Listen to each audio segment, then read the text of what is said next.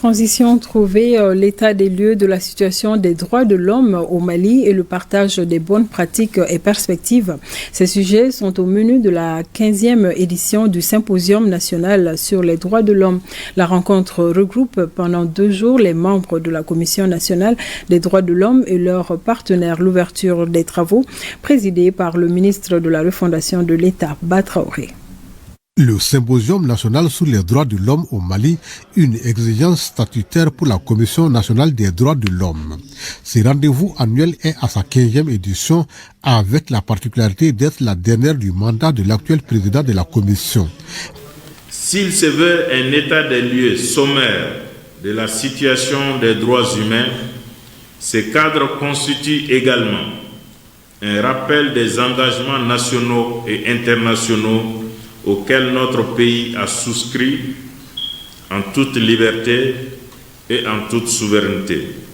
De même, il se veut un espace de rassemblement des institutions et organisations de défense des droits humains en vue d'une synergie d'action et les liens de bonne collaboration au service d'une seule cause. Cette cause noble n'est rien d'autre que celle de la promotion et de la protection de la dignité humaine.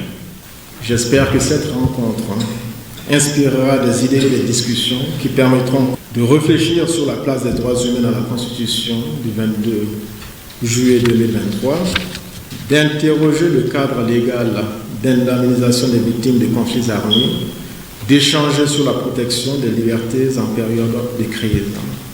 Ce forum se tient au lendemain de la date anniversaire de l'adoption de la Déclaration universelle des droits de l'homme.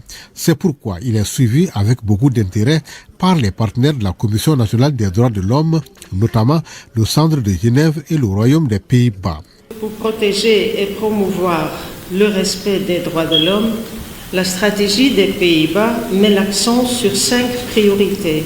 L'égalité des droits pour les femmes et les filles, l'égalité des droits pour tous, liberté de religion et de conviction, protection de la liberté d'expression et protection des défenseurs des droits de l'homme et de l'espace civique. Le ministre de la Refondation de l'État chargé des relations avec les institutions a saisi l'occasion pour décrier les nombreux cas de violations commis au Mali et qui sont ignorés par les organismes internationaux de défense des droits humains.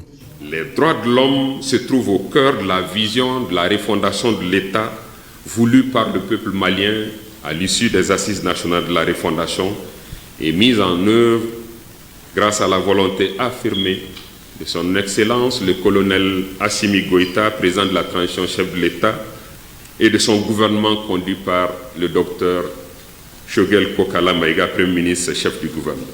Aussi voudrais-je profiter de cette occasion pour rassurer les uns et les autres quant à la détermination de l'ensemble des départements ministériels impliqués à assumer pleinement leurs responsabilités dans ce domaine.